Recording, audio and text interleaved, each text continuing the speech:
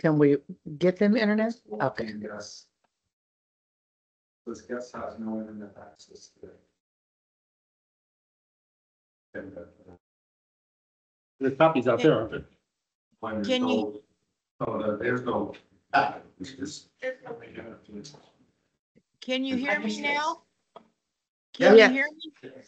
Yes, Bertha, Okay, stand by. all right.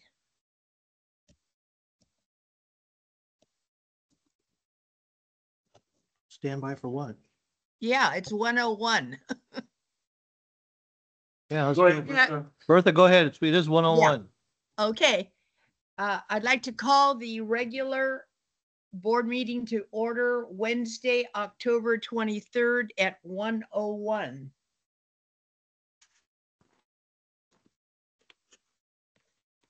And under the provisions of AB 2449, I am attending remotely under just cause of illness. And I'd like to turn the meeting over to Jeff Davidson to carry on. Okay, can we start by turning off all of our phones? Can we get IT to fix the guest internet while we move forward? Okay, thank you. Okay, we're gonna move forward. Call to order. Please join me for the Pledge of Allegiance.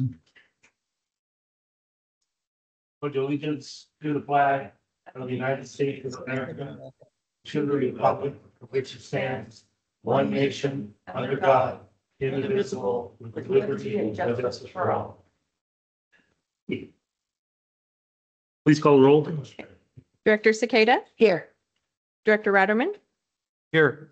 Director Underhill, Under the provisions of AB 2449, I am attending remotely under just cause of illness. Here. yes, thank you. Okay, and Director Davidson. Here. Make sure my phone's turned off. Okay, we'll move on to second item on the agenda, public comment. At this time, members of the public may address the board on any non-agendized item.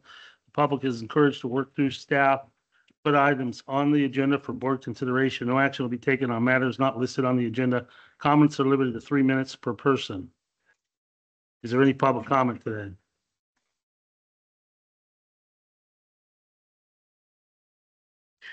Hello, Bertha. It's Carlos Stoughton. How you doing? Oh, You have 3 Just- minutes. You never look so lovely as you do today. oh, Russ, Thanks, that goes Carlos. for you. Russ, that goes for you as well. This is one of my last meetings that I'll attend of the year because I have to get ready for the holidays. And you're saying, well, isn't it a little early? No, not for me. I believe in taking as much time off as possible, even though I don't do too much. It's good seeing everybody today. My representative is Cindy Cicada. I live in West Point. She's over in Mountain Ranch, and she is very responsive to my needs. She's a very good representative, and it's good to see Mr. Ratterman and Jeff Davidson as well. It's always good to hear what you have to say. Wasn't that the first order of business today? Was turn off your cell phone? You didn't see her look at Jeff? I had to check mine. Evidently people aren't listening to Mr. Davidson today. I had to check mine too, so, but it was off. I keep mine off all the time. I don't like to take phone calls. It's I don't take phone calls directly, and I leave my property at odd hours. They say don't you never know who might want to kill you or who might want to. Carlos, you got about 2 minutes left here. Oh, that's fine. I don't have anything specific to talk about.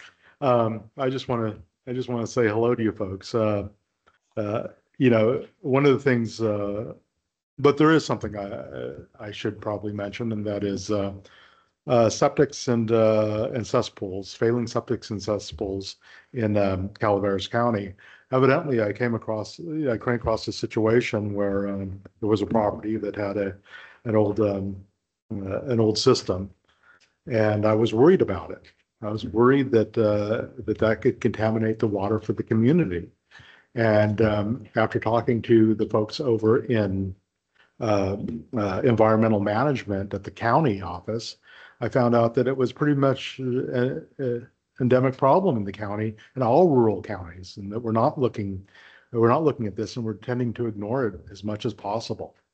You folks have water or wastewater systems in this county.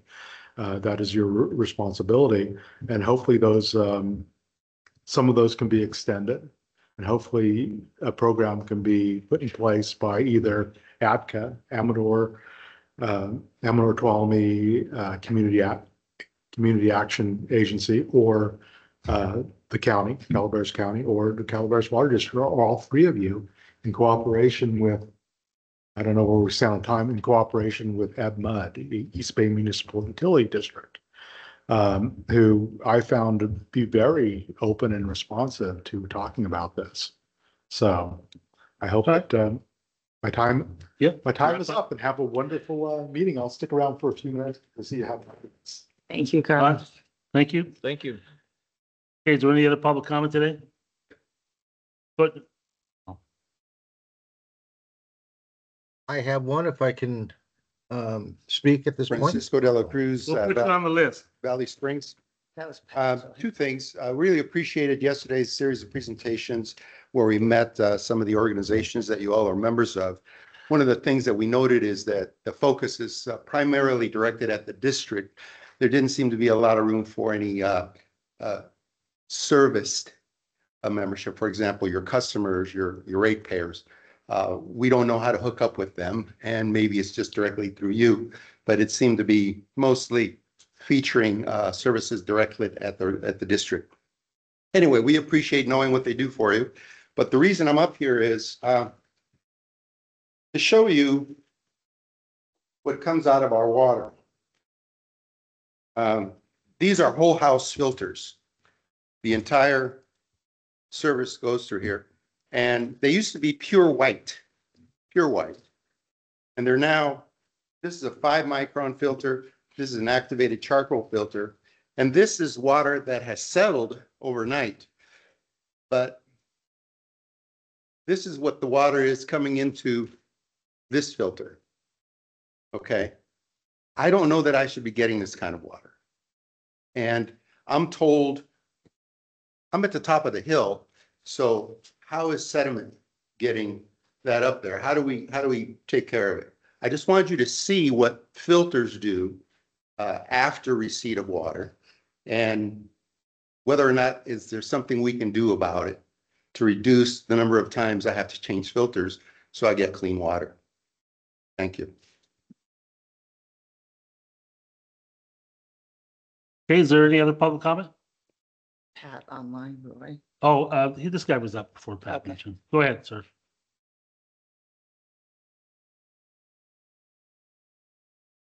Good afternoon, Victor Tarango. I live in Valley Springs, and I was a member of the 2023-2024 Calaveras County Civil Grand Jury.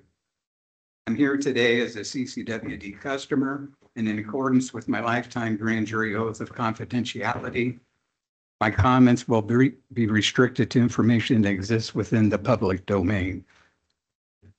And forgive me, I didn't realize that the 3-minute level I had exceeded, so I've done some quick edits. I attended the September 25th, 2024 CCWD Board Director meeting via the district's online portal. During that discussion, it was mentioned the complexity of the cost of service study. And given that 69-page final cost of service study document, the CCWD customer base relied heavily on the interpretation presented at the town hall meetings and the associated PowerPoint presentation. The end goal of that cost of study, of course, was to allocate associated operational expenses across the different meter sizes. In the first year of the 5-year rate plan, fiscal year 2024, the fixed meter cost for 1.5-inch to 8-inch water meters received a rate reduction. To general members of the public, it does not make sense that the stated substantial increase in operational expenses and projected capital improvement projects could somehow result in a rate decrease for a subset of the CCWD customer base. The district response also referenced the importance of current customer usage data to determine the allocation of costs. Presumably, the usage data cost of service study was obtained from the Tyler software billing module in the advanced metering infrastructure. CCWD has acknowledged that the implementation of these two technologies was flawed and that there was still unresolved integration issues. This brings into question the data points provided to the consulting firm that developed the cost of service study and the report's accuracy. Regarding the district's response to the relative to the Tyler software and advanced metering infrastructure technology implementation, I find the casual response to this technology issue alarming. There is no way that a for-profit company would have operated for 2.5 years with these integrated issues before contracting an outside specialist for assistance, especially when you consider how mission-critical accurate metering and billing are to CCWD's business operations. I am dumbfounded that somehow in the decision chain, or that somehow within the decision chain or your vendors, they did not see the risk in implementing these two systems simultaneously. It would be an interesting exercise to calculate the additional expense incurred by CCWD over the past 3 years for this management decision. It's my personal opinion that the CCWD 5-year rate plan included an element of greedflation, the exploitation of inflation for profit. The district swung for the fence and got the home run. But at what expense? You have damaged your reputation and trust with your customers and even non-customers within Calaveras County. You have set yourselves up for a serious challenge to your next 5-year rate increase proposal. Thank you for your time. All right. Thank you. Okay, any other public comment? Oh, yeah, hey, I'm sorry. Let Pat piped up first. Thank you. Pat, you ready? Yeah, I'm ready. Thank you very much. I have a couple quick questions. Should be easy to answer. I kind of I'm brought not going them to up answer any yesterday. questions.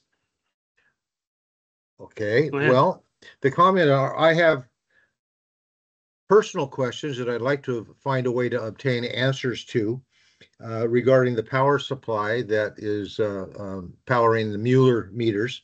Number two, the calibration cycle of these meters, since they are precision measuring devices, and how such calibrations. That's on our agenda, correct? Hey, Pat, if you have questions about the AMI, you can bring those up and we can have a discussion. This is for items that are not agendized, just public comment, but it sounds like you have questions you'd like to bring up during the discussion that we have agendized, and then we can answer. Am I correct in thinking that? Well, that sounds fair. I'm sorry. Evidently, I didn't get far enough through the agenda to find the discussions or the agenda item on this. I saw mostly financial discussions. So my apologies. I will bring it up later. And thank you. Okay. All right, it's on 4A. Okay, next, please. Good afternoon. My name is Rick Ponte. I reside in Valley Springs. I'm here as a concerned citizen and CCWD customer, but I'm not here in capacity as representing the Calaveras County Grand Jury. Though in full disclosure, I was also a member of the county's 23-24 Civil Grand Jury. I'd like to comment on the district's current lease-to-own program. I know it's a sore subject, but please bear with me for a few moments.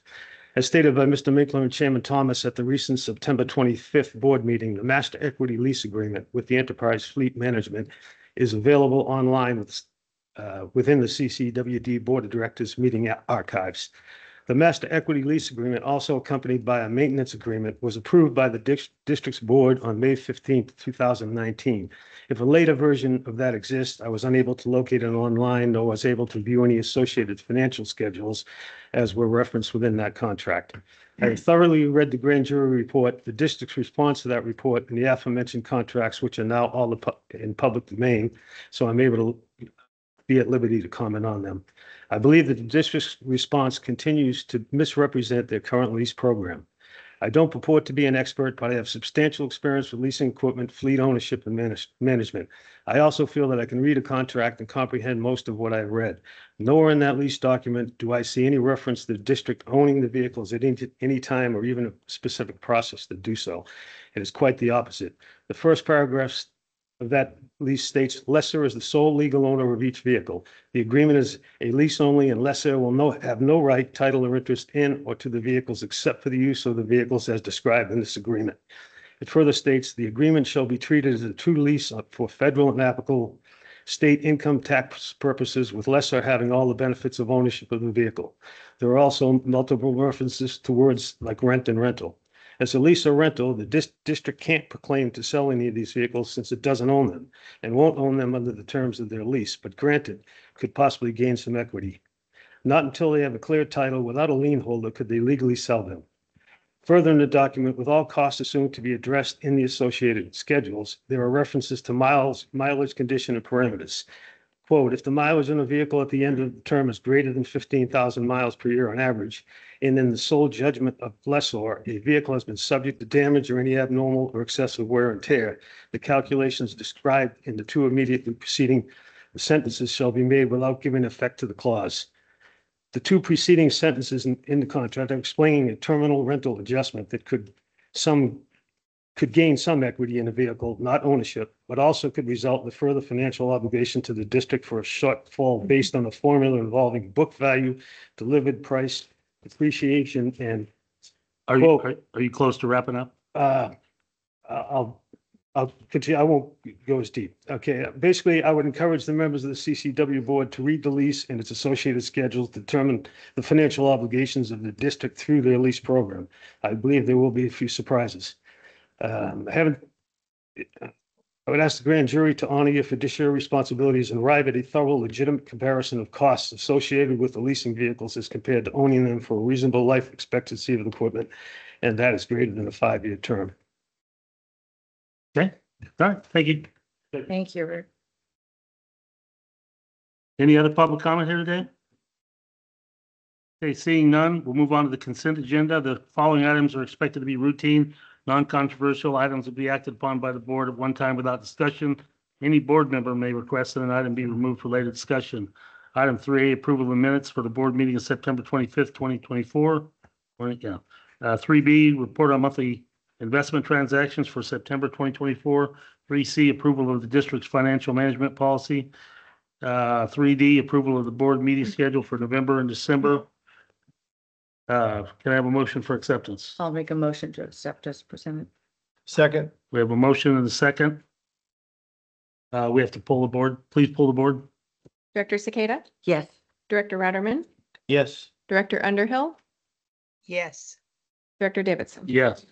Okay, move on to item 4A, new business presentation of advanced metering infrastructure. Damon?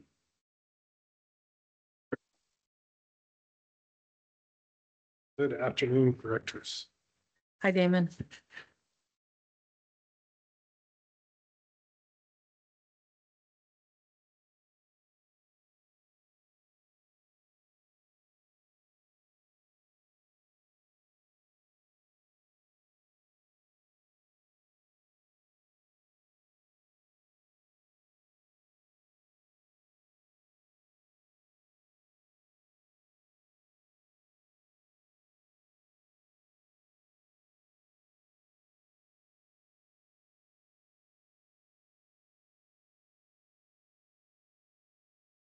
What are we waiting on here? We're just waiting on the presentation. Excuse me. And before we dive into kind of, I think everybody wants to hear what the status of AMI is first. We'll just start with just a brief recap of how we got to where we are today with the presentation. So we'll do a little bit of recap on AMI overall. So some of you or maybe let's see. There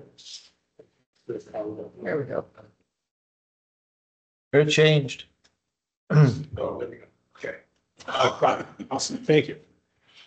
So AMI, it's advanced metering system using a radio network to convey meter data back to a central hub, right? So, and CCWD staff can access this meter information, and so can customers. And so really what AMI is it's taking the meter information and it's pushing it down to this office. through all of our service areas. The meters are essentially the same meter that existed prior to the installation of the AMI network. So the new components are the radio within the meter or the antenna that conveys the information to a hub. So you have a collector and a hub. So throughout the county now, we have a network of repeaters and collectors, and forgive me because I always mess the terminology up, but we have 44 of these 50-foot plus tall towers that collect information from repeaters, and we have 125 of these repeaters that can grab meter information from all of these meters throughout the different parts of the service areas. And so this is not a meshed network, meaning so the information isn't conveyed from meter to meter to meter to reach an endpoint. This is a radio network. And so part of the installation of the AMI network that's to be noted is the actual network. And so really the benefits of AMI and the objective of the AMI system was really to provide greater accountability, or actually, I should say accessibility for your water use information. And it would also provide water use information that CCWD could then use to better understand water loss, to better understand how water is used throughout our service areas. So basically, and also improve our understanding of the way water is consumed throughout the county. So if I apologize, I usually try to pull all these animations out of here. So really, this just restates what that initial slide said. Improved metrics associated with water use will be uniform district-wide. And the objective is to enhance customer service in that we give folks basically an opportunity to sit in the driver's seat to understand water consumption for their property. Let's see here, moving on. Okay. So if you all remember, we had a USD rural development loan, 1.75 interest rate for $5 million of this project, and then a $1 million grant above that $5 million. So we bid this project like a construction project. I don't know if you'll remember that. And the project was won by Mueller Meter Incorporated, I believe they're called. But Mueller Meters essentially is the folks that installed our network and created the meter that we use. So project highlights. So routine field meetings, CCWD staff was key to the success of this project because there were a lot of challenges associated with supply chain issues, basically reflecting back on the COVID-19 pandemic. I mean, supply chain issues were a huge deal for this project. And so it took considerably longer than expected. Subcontractor organization was challenging. So Mueller used a subcontractor to install meters. And so we have such variable topography throughout all of our service areas. Pressure proved challenging to the subcontractor at times. And then software integration, it took a lot longer than expected. So here in these pictures, you can see an AMI meter in the ground, somebody kneeling down next to the meter box. You can see stacks of meter boxes. And then this is one of those collectors. And this one is actually solar powered. So to partially address Pat's question from online, so some of these collectors are powered by 110. We have power available. They could be at a CCWD owned site. They could be at a tank site. They could be at a pump station or a lift station site where we can actually plug one of these units in. And then other locations, we use solar power. And then the meters themselves are battery powered. So to convey that information, and that's just to convey the information. We do have some meters, and I can't remember off the top of my head, some of our meters have digital display.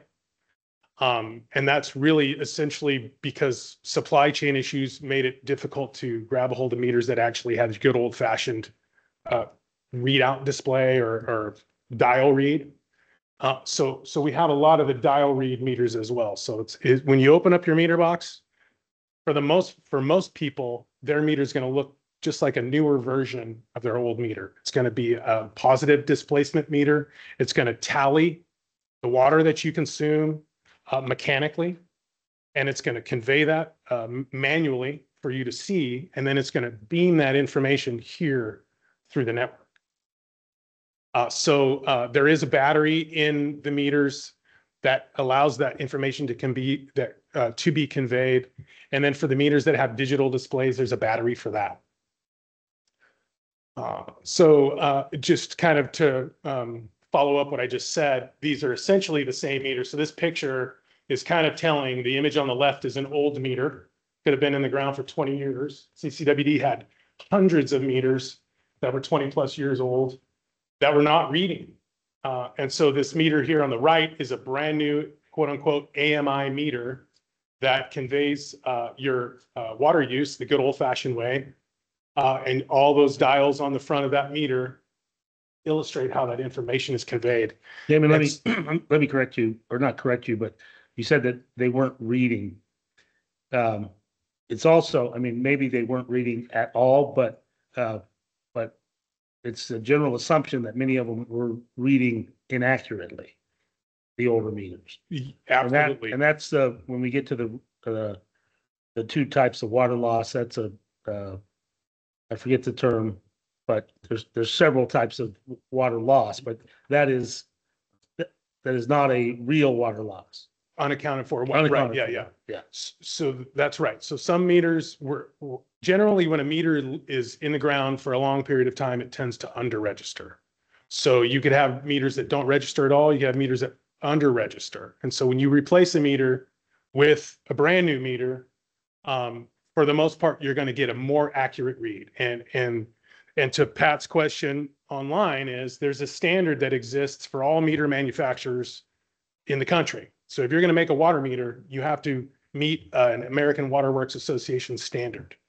And that is, you have to register within a certain tolerance for high flow, for low flow, and for medium flow. And those meters are tested at the factory before they're delivered to anybody who buys them. And that's the truth for CCWD and for our project. So all those 13,000 plus meters that were delivered, each meter had a test sheet, if you will. So when you pulled the meter out of the box, there was a sheet that said it at 30 gallons a minute, it flowed at this 99 point whatever accuracy. At super low flow, it was 98.83, whatever. Each meter has that. And those standards exist for 5 years. So yes. On the paper that came with each meter, did you save those? So if you have a problem with it, you could look at that test paper? I don't believe. We were emailed. Okay, I mean, I think it would be a benefit to have it if you have a failure. Sounds like we have them in digital form. Yep. Thank you. Yep. Let's see. So by the numbers, project overall, $4.8 million project, 13,000 plus meters, took 3 years. Tip your cap to supply chain issues. There's a huge challenge associated with that. And that's for all projects, not just meter projects, but all projects pretty much in the country from this time period, from 2020. Just now moving into a period of time where supply chain issues aren't providing to be a huge burden on projects. And the read rate as of the creation of this presentation, 98.5% over a 3-day average. Explain that read rate. Does that mean that only 98.5% are working, or is that? No, they're automatically giving us their read. Okay, and okay, 98.5% takes 3 days. So when we, so, and there's, I wouldn't say nuance, there's just a lot going on when you think about meter information, a customer portal, and metering. And obviously it involves folks' pocketbooks. So there's a couple components going on here. Meters can actively give you information. They can say, hello, I'm here and this is my read. And every night at midnight, they should do that. Hello, here's my read. It's midnight. This is what the read was. But if you have a trailer parked on your meter, for what have you, there could be any number of reasons why that information is not going to get conveyed back to the office. So that's like this passive conversation that's happening between the meter and the network. There's also the active. So we can come in and say, oh, well, Cindy didn't send me a read this morning. Let me just ask Cindy if I can get the read from her. And so we can actually ping each meter individually or the whole system and ask for that meter read Do information. you get like some kind of an exception report that says this one didn't get read? There'll be a list of them and then you could follow up. We get alerts. So we get unable to read meter alerts, and we have a whole host of different alerts. So you can have, and we'll jump into this here in a little bit, but you can have an unable to read meter. You can have large leak, small leak. There's a whole host of alerts, right?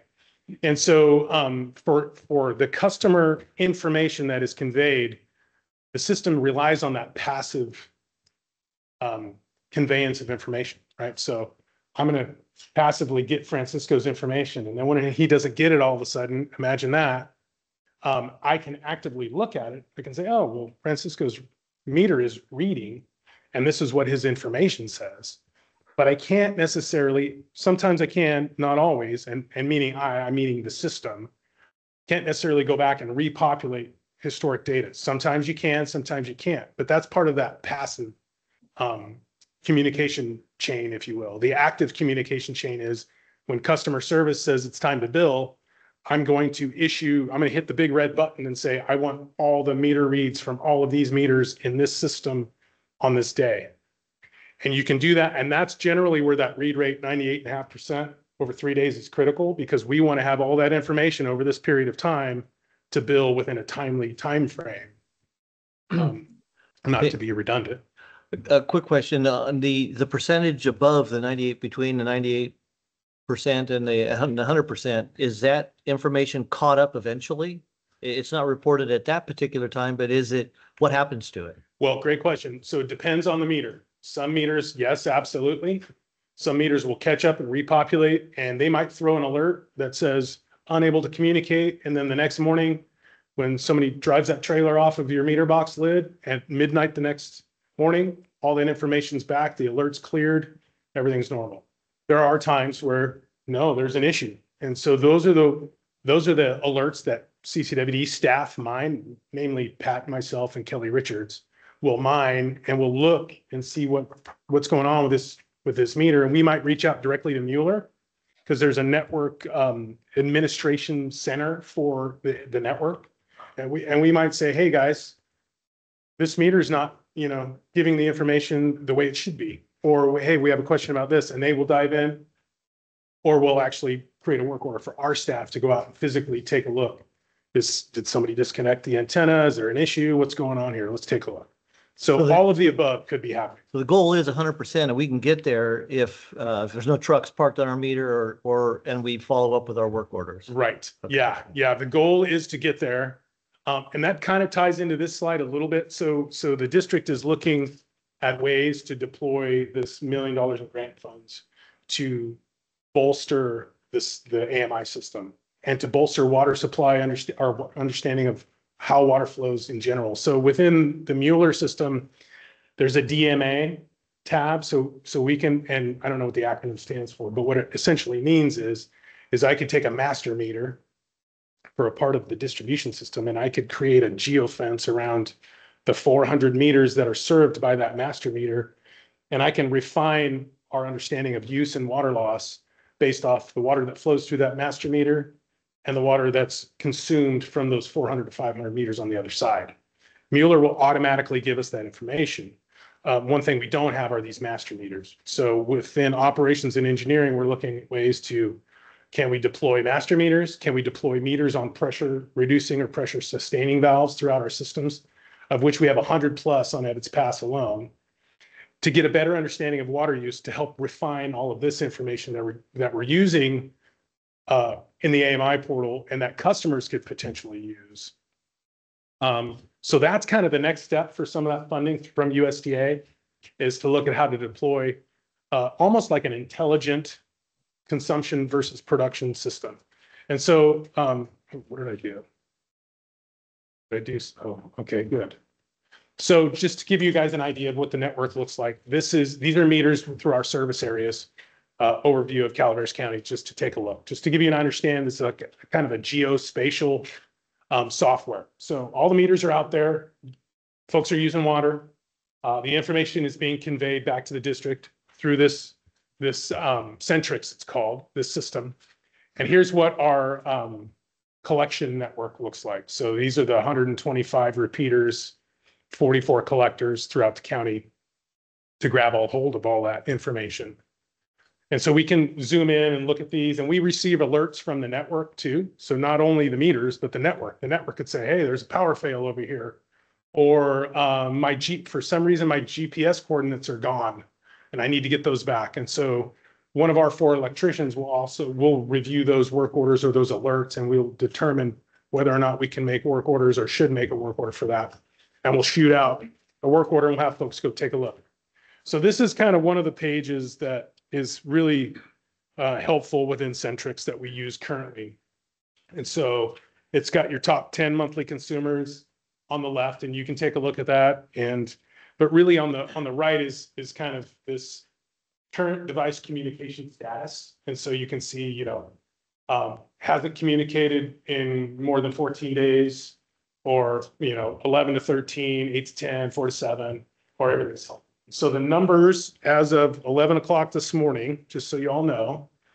So 220 meters hadn't communicated in greater than 14 days. So that's 1.6% of the meters. And then so from, 11 to 13, 27 meters, so 0.2%. And then moving down 49 meters or 0.37%. And then 88 meters for 4 to 7 days at 0.66%. And then 13,019 meters, 97.13%, are healthy. So that your grand total is 100%. And those are the numbers as of. So we can look at this page. This page is active. You can dive in. We can look at each account. We can say, okay, this person uses, 800 gallons a day at this household. And my reminder, we're at 47 per capita per day starting when? Like yesterday. So we've got a lot to work on here. We didn't make that. No, we did not. Determination. No, we did not. Exactly right. It's a mandate from the state. That's exactly right. So Hey, we're gonna have him do his presentation and then we'll talk after. Well, right. Well, so the district is responsible for how all of its customers use water in terms of conservation, and the requirement from the state is 47 at some point in time per capita, per person, per day, per household. You're looking at 47 gallons, and so this allows CCWD to dive in really very granularly at each customer and look at water consumption per capita or just per household. We can dive in and we can have an understanding of how water is used through all of our service areas. So here's another tab in Centrix, which is unacknowledged water meter alerts. So you can see we can actually pull daily consumption in cubic feet. We can look at, I talked about that DMA. So basically a master meter and a bunch of child meters, if you will, that receive water from a master meter. We could look at water loss through that, which help refine our water loss reporting. So seeing that these are some of the alerts that we have. So you have a no flow detected. The meter might be talking to the system, but it might not register flow for whatever reason. Small leak, and I believe small leak, and CCWD set the small and large leak parameter.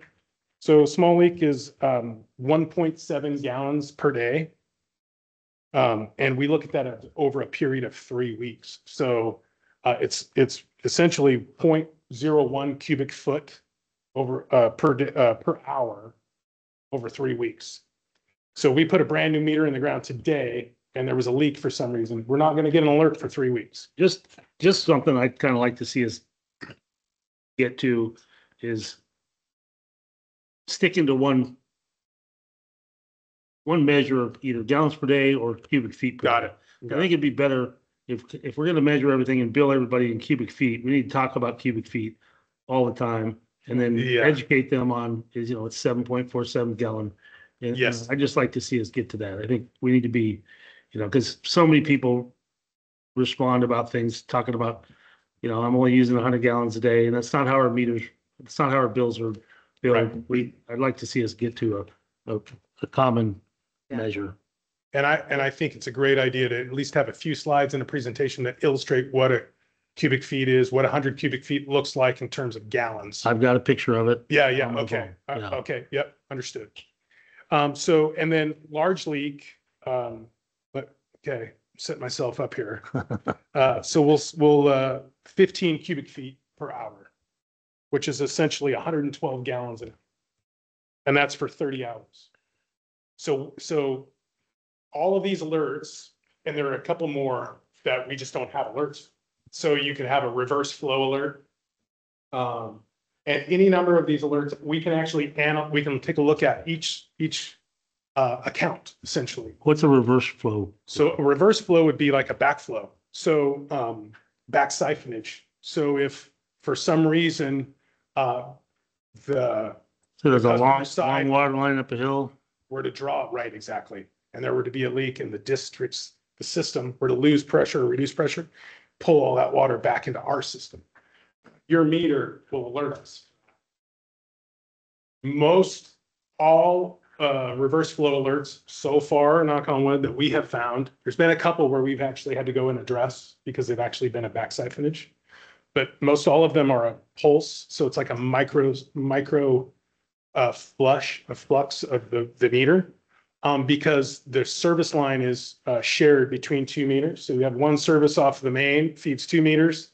For some reason, somebody has a leak at this meter and they shut their water off really fast. They're stressed out. It'll pulse that line and this meter will go like this and it'll issue a reverse flow. So we actually look at those. I can pull that up just like you can for your customer information. You can say, okay, I need to use less water or my water use is fine. I can look at that and go, oh, we had a micro pulse of negative 0.1 cubic feet of water on this meter. And so our guys can go out and take a look and they'll say, yeah, they're the house next door. They're doing construction.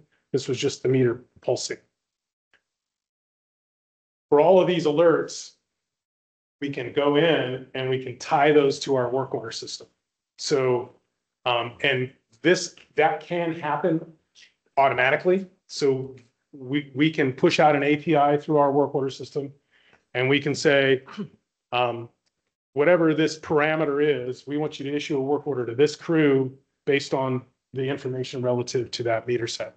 However, we don't do that yet. We want to review those because there can be, it's almost like overwhelming. So if we have a distribution crew, and we'll talk about in the ops report, some of these guys are fixing 50 plus leaks a month, and then they get, 50 no flow detected. It's better if we in the office run through that information and look for anything we can't find or we can't resolve through the software and then push out a work order. It actually saves, we want to save our folks as much time out in the field as possible.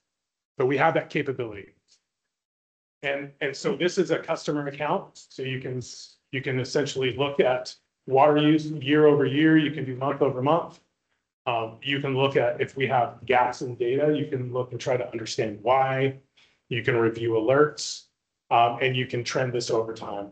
And so you can grab a hold of a individual service area. We can say, hey, we want to look at the Evans Pass water system. Take all those meters and look at the consumptive data associated with each. And what that helps inform is it helps inform a graph like this. And so this is production over consumption over a month. And this is the Evans Pass water system. And you can see that super high production day. It's like, what the heck is going on there? Well, what is going on there is CCWD operators are filling up all of our tanks because we're getting ready to transition over to the secondary source of supply. While NCPA takes the tunnel tap out of service, we run off of a different reservoir and we operate different pumps. And so it's about a 5-day run on that alternate supply. And that pump station is quite old and we get quite nervous. So we tend to fill everything up to the brim. And so you see this huge production number over consumption. But the idea is production versus consumption over time will equalize year over year, right? So if I had 20 feet in this tank and 20 feet in that tank at the beginning of the year, mid-year, I might have 8 feet in both tanks. But by the time I get to the same time next year, flow in, flow out, it all should equalize. And then I can truly look at consumption over production and water loss. I have not averaged this month. I've pulled out, obviously, I'm gonna cherry pick some periods consumption over production that are like average and some that are really good, but we're right around 20% here in this graph. And this is not possible without AMI. So that's one thing to consider. I mean, AMI, the meters are mechanical. You know, you're 90% of the time that it's a positive displacement meter. We do have some other flow through meters out there, but most of the residential meters are mechanical. But the information that convey is real time, and it allows us to grab it, and then we can grab our plant production and we can push it off to a software like this, and we can say, okay, what's really going on? And so then here's the interactive dashboard. And so the thought is we take all that information that comes from Centrix, all of this information, and we provide it to you and give you the opportunity to set your own alerts.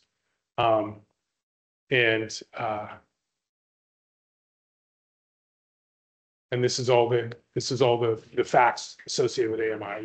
We can analyze data together, or we can discuss lack thereof of data together, and we can try to understand ways to improve the system and ways to improve water use overall.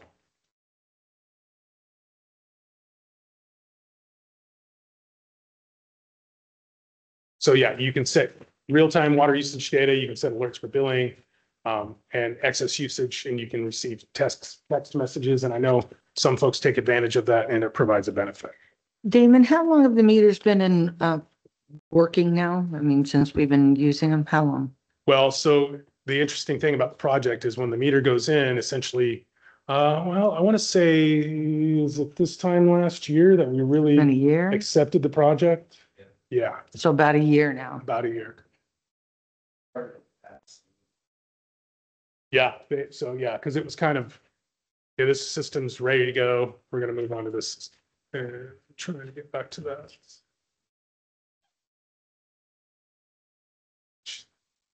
Any other questions? Well, let's do this. Let's have the board, if they have any questions, if you're done. Yep. And then we'll open it up to the public. Does any board member have any other questions or? I just have a couple of things. Like you talked about the two different meters, some's the old dial, some's the digital. Do they both communicate just as well as the other, or is one a better communicator than the other that you found? You know, collecting the data. Yeah, knowing what Not we an know issue. now, there's really no difference in comms. Yeah. Do you have an idea of about how many alert notification staff has to actually go out and visit? That's a good question. And this has been a year now, that's why I was kind of. Yeah, wondering so I would say just myself, I would say I push out about 3 to 4 work orders a week associated with AMI alerts. Okay.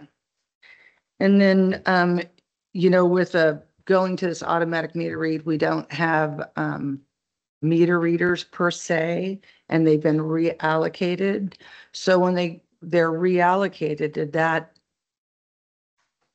prevent in a good way? I'm thinking that we didn't have to hire staff because, you know, they're all on pensions and everything. So maybe they could integrate and fill in positions that were already open. Did that happen? They did. The 2 meter readers are now distribution operators. There's They're 2. fabulous. Okay. Yep, fabulous employees. The work that a meter reader does, though, is now spread amongst all of the crews. So Okay. it's almost the way to look at it is all of those duties, you know, oh, you know, there's an oleander growing over that meter box. We're not even going to know where that meter lives if we don't go trim that up. And, you know, all of that work is now the whole department. Yeah. And so, right. And so there's a lot of discussion actually associated with the work that those folks used to do out in the field, because everybody's sensitive to not letting all of that work get lost in the shuffle. Yeah. And the other component is the electrical component. So the network, definitely our electricians, you know, they'll receive alerts. You know, we can sign people up. They can get an email of alerts, and then we'll communicate, hey, did you see that so-and-so collector? There's all kinds of terminology associated with these different devices, but you know, it's not able to grab X information from this batch of meters, because what happens, you know, one of the challenges is when customer service hits the big red button, they'll come back and they'll say, well, we've got 100 manual reads in Jenny Lind. huh, 100 manual reads in Jenny Lynn. Let's go through the comms network. Hey, electricians, can you go take a look at these two collectors? We're not sure if we're getting all the information. And so, and manual read could mean one of our guys takes a handheld and drives to the hill above the neighborhood and just hits read, read, read, read. Or it could mean I got to actually flip the lid and read the meter. We have a little bit of both. Anecdotally, Jenny Lynn seems to be the toughest area to grab all of the data back, the Rancho service area. I bet we have a whole lot less repeaters down there than we do in the hills, though. Yeah, I'm not. Antennas. I'd say you're probably right. Yeah, I'd say you're probably right. What is your guess as to what's going on down there? I kind of think it's the variable topography, and that is the one area where we've experienced theft or repeater theft. Okay. So there's a little lithium ion battery that lives inside of this Oh, maybe you shouldn't bring that up. repeater. Yeah. So Damon, you know, we have reports that we have to do annual, quarterly, whatever. So I'm assuming there's going to be an annual report for the calendar year coming up. Will this be the first time you can use a whole set of data retrieved from the system? Yes. Have you been able to use some of the system data on some of the other reports, or we're finally able to use the full system data going forward now? Yes, for we're reporting? actually, so we used to have a consultant complete our water loss audits. We're doing it in-house now with Nice. this information. Yeah. Nice. Yeah, it's really helpful. And actually, our field folks, oftentimes, Centrix, this information is the first place they look when we understand there might be an issue with the meter, or there's a concern about, or we see water. Hey, let's get in there and take a look. Let's look month over month. And if you see, oh yeah, used this much water last month and this, oh yeah, they have something going on.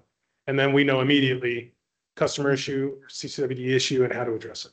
I'm thinking with all the regulation requiring reporting and stuff, I think it'll finally start paying off for us to have the system, I guess. Yeah, and kind of brought it up a little bit earlier. One of the things that a lot of districts that you can look at now is as you start to better understand water consumption, is you can actually start to understand how to better tailor your system to reduce excessive pressure and reduce excessive flows and start to really try to improve the system from that information outward. So that's kind of what we're now able to start to do. Very cool. Okay, those are my questions. Yeah. Scott, do you have anything? I'm good. Director Underhill, do you have any questions regarding the AMIs? Damon's report? She's still on? I think she said no. Okay, I have a couple. If Bertha, if you think it's something, just interrupt. When you said Oh, that you responded to 3 or 4 alerts a week, now that's not necessarily failure. It's just an alert, and we have to go figure out which of the many alerts that it caused. Yep. So what'll usually happen is I'll come into my office and I'll pull this up and I'll grab a hold of, let's say, no flow detected. And I'll pull up those accounts and I'll go through each one and I'll look and it'll give you information, you know, no flow was detected last reading cycle. Or Or no, could just be a vacant property. Vacation house. so a lot of no flow detected is a lot of Ebbets Pass, a lot of vacation homes. They But turn them off. Right, but if I find something in there that's odd, I'll actually make a work order, and what I usually request within the work order is investigate. So it's not change, fix, it's just investigate. Can you guys tell me what's going on here? Go up to the window, look inside. Yeah, exactly. Right, yeah. Hey, a couple other things. One thing that you brought the target of the 47, that's DWR's target. It's not actually a mandate, but it's actually going to be reduced to 42 gallons in 2030. And at some point, they're going to try to require us to have some enforcement mechanism because they're not going to do it. But that's where the state is headed. They want to have us comply with basically an urban lifestyle, which clearly we don't have. And that's one of the many things that we lobby against all the time are these ridiculous mandates that don't fit, our rural community. But that's a state target. And one day they'll send us the letter that says we have to enforce it. And, you know, that'll be the least, if I'm still here, that'll be the least funded department that we have. Yeah, and just to expand on that a little bit, you know, that is really the driving force behind this project, right? We put a lot of work into this because of that regulatory compliance issue. The customer portal is great. Some of the other tools that we get out of it are great, but this became a high priority because if we're not able to meet those regulatory compliance requirements, the penalties for the district could be significant. So this investment helps us save money down the road and not incur any penalties or lose eligibility for grant funding.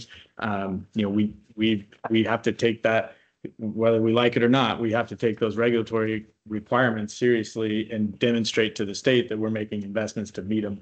And that was really the driving force behind this project. And that has actually already happened from the state during drought. We were requested.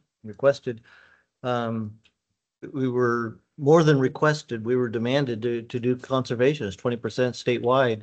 And I mean, everyone saw the signs up and down the highway getting, but that all those came from the state. All those, right, the mandate to reduce water. I have a couple more things. Up there in the Ebbets Pass, and you brought that up, now these read during the winter? Yeah. Yep. Okay, we're in the past, that was always speculative because we didn't, you know, we couldn't get to the meters. This brings up a point that with the technology as it's changed, you know, historically, the reason we bill bi-monthly has been economics of it, because it's cheaper to send out one bill. And also we were reading meters, we would read half one month and half the next. With this technology, are we any closer to being able to bill monthly? I think we still need some time to see if that's going to be a viable option. You know, where the core financial software implementation is happening right now. Actually, this is our last day of Springbrook. So we need to take some time to make sure, you know, that the systems are all optimized before we can make that determination, but we'll definitely reevaluate once we get there. And I just, you know, on that point, because it came up earlier during public comment, we do not have a track record here of inaccurate meter reads or any inaccurate financial information. So what we've done through this project is dramatically improve the ability to track water through the system and make sure that billing is even more accurate than it was in the past. But all of the data that went into the rate study and all of the billing information that we're relying on, we don't have any reason to believe that any of that is inaccurate. All right, anything else from the board? Bertha, did you ever come up with anything? Are you still there? Oh, yeah, I'm still here. Listen, I want to know, are we, you know, shaping up or getting better figures on water loss? Absolutely. Yeah. So I think the estimated water loss for Ebbs Pass last reporting cycle was 48% based on information that we essentially did not have. And now based on information that we do have, we're going to be closer to 25. Oh, So it's a dramatic improvement. Good. oh, absolutely. Yeah. And then another question that I had was, oh shoot, I forgot. Let me come back to you. Gotta write them Okay. down, Bertha, when you think of them. Yeah, I have a question though. Damon, on the water loss, is there an acceptable amount? I know that's kind of a stupid question. It should be zero. 20% is a rule of thumb for under 20%, and you are a Rip Snorton water utility. Okay. Yeah. And you said we're at 25 right now? That's At least that's Ebbs just Pass. me looking at that trend and saying we're somewhere around in there. Yeah. Okay. Yeah. And the water losses, whether it's leaks or not filled, what it. Right. So the other tally that is not necessarily in that image is going to be, you know, construction water or construction meters, flushing, water used to flushing, or water that we have a main break and we say, oh, 800,000 gallons of water went down the tube during this main break, and let's account for that in this water loss spreadsheet. Right. We can grab all of that information. Nice. Okay. So that number will tighten up even beyond the consumptive information. And with all the work that we've done up in Evans Pass, I mean, that was much higher 10 years ago. Yeah. Oh, yeah. Without question. I think it's a combination of better data and significant Yes. investment. in Oh, yeah, infrastructure. absolutely. Does, Right. does DWR have a NOV, a notice of violation, when you get at a certain percentage of water loss, or is that coming, or is it Well, it current? could be Yeah. the score of your water loss report. I mean, they say it's not a grade, but if you get a 50, I mean, when I went to school. They score Was them, that an F? Not yet. It was We're still. It's a C, but C they're plus now. considering it, yeah. Yeah, so they definitely do score you in your water loss report. Okay. Yep. But could they Anything else? issue a notice of Yes, I- violation, which? Bertha, go ahead. Bertha. Yeah. No. I just wanted to confirm that the state target is 42 gallons In per 2030. person in 2030. And, Yeah, Per, next- and per how- next year's person per 47. day, okay, not per household, per person. Per person per day, there's like 2.3 average households and average people in household in Calaveras, I think. Maybe less than that. okay. And so that equates to how many cubic feet? I 7 knew point- somebody had to do that. Is that what it is? Not- 7, I was gonna say 6 or 7. 6 cubic feet a day. Is Damon figuring? Yeah. So I'm being told it's a little less than 6. I've never done math on the calculator at a podium. Yeah. Well, yeah. Yeah, that's, well, let's see, yeah. Let's see here. 5.6 Yeah, that sounds to be right. exact. 5.6 cubic feet. Okay, great. I got, Thank well, I you. got 14, I got 14 cubic feet. How's that? That's 6,000 some odd gallons. Somebody's gonna have to do So, a water math. 2.3 times 47, 108 divided by Oh, 10. Oh, you're saying per household. Yeah, Oh, we were Yeah, doing yeah, per yeah. person. Yeah, right, yeah. okay. Tomato. But just, I wish I had the picture, I wish I could show it, that's on my phone, but when you're talking about 100 cubic feet, it's basically a water tank, the diameter and the height of those two doors back there. Yeah, And so if you're using if you're in the lower tier, and the lower tier goes from 0 to 1,500, that's 20 of those delivered to your house, pulled out of the river, treated, use pumps to take it to your house, and then you get to use 20 of those. That's how much water. And I really think we need to start to really explain to people the volume of water that is delivered to their homes. yeah. You know, I don't think people understand the capacity. You know, when I see people online talking about their $500 water bill, I'm thinking, you know, what are you growing almonds? You know, nobody has a $500 water bill that doesn't have a leak or has some expansive Malibu style residence, you know, or Sherwood Forest, something of that nature. So anyway, No, Jeff, you make a lot of sense. And so I think that the picture aspect should be used in our communication, in our outreach. I've been and trying so- to get one out front here for several years. If you drive down Elk Grove Kelly? Boulevard in Elk Grove, you'll see they have a water tank up there. And for that tank of water up there, that's $2.30 some cents Mhm. for that 750 gallons. It's $2.50. That's what it costs you. But they have one on display at their facility on Elk Grove Boulevard. I think it's a great tool and it will help us get people to understand how much water they're using. Yeah, well, we can talk to Kelly about that. Well, yeah. Michael Shaw. Okay, anything else from the board? That I'm through. Okay. Pat, you want to go first? Do you have questions regarding this? Pat Roy? Sure, why not? Anyway, Jeff, thank you very much for a couple things. One is your assessment of the state mandates that we're going to be facing going forward, with basically sticking everybody with less than half of a billing unit per person per day.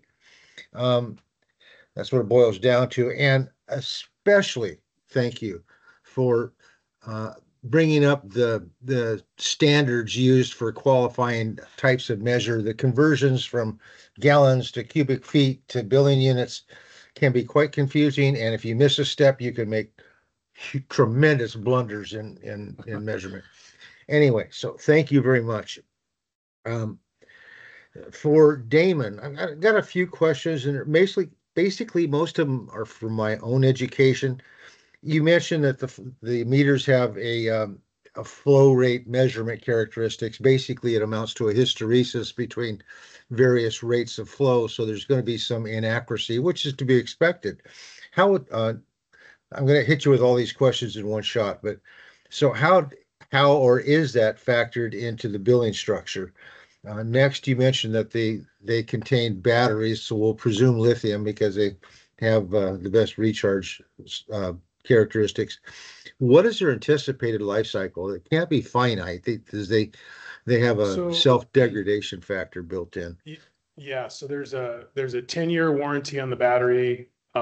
Basically no questions asked, and then from year 11 to 20 it's prorated. So it's a 20-year warranty, but essentially it's a 10-year foolproof warranty on the battery.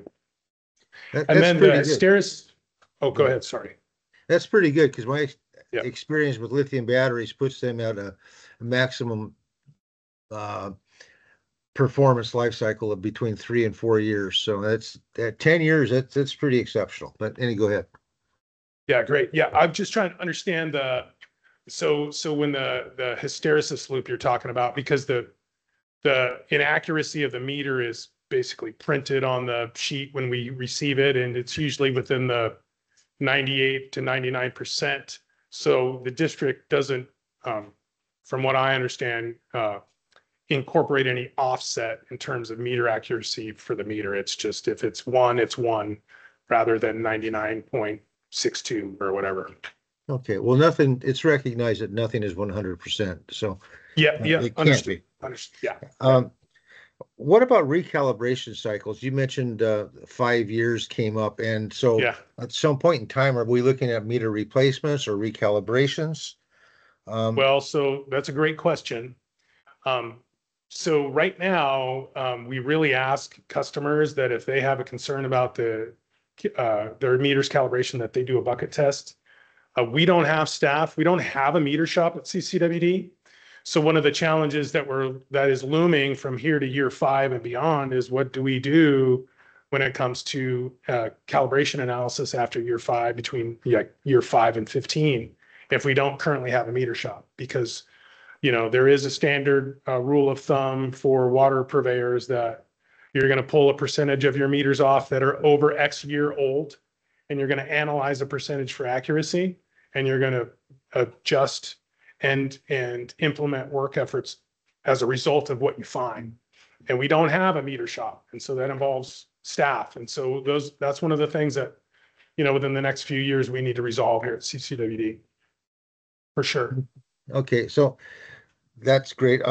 You mentioned detected leak methodologies in there, so and the time span it takes to detect a leak. But as you come across these things, is there a thought about providing customer notification of detected leak information? I mean, you have so much data that's available to you now, which provides such tremendous opportunities for better analytics. And so, more data, more work, I understand. But how can we make good use of that?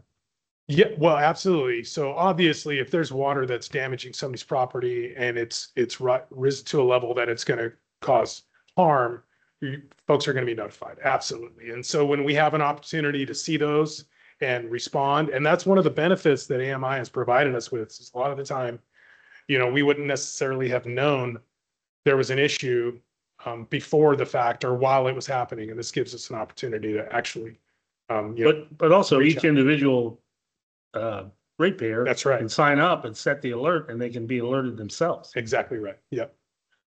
Which kind of rolls us back a little bit to the calibration question, but would this not be a great opportunity, and you've already provided the tools, for ratepayers to keep better track of what's going on through their customer portal? Because over time, they might be able to establish their own usage patterns. And if they see a sudden change, it would be a possible alert for them to notify CCWD to check meter accuracy. That's right. That's right. Yep. Yeah, all that exists today. Anyway, thank you very Anything else, much. Pat? No, thank you very much. And again, my apologies for skipping over the agenda index. I went straight to the agenda package where 4A isn't listed. So one of No those worries. things. But thanks again, Jeff, for expanding on that stuff earlier. Loved it. All right, thank you. Okay, anybody else? Michael?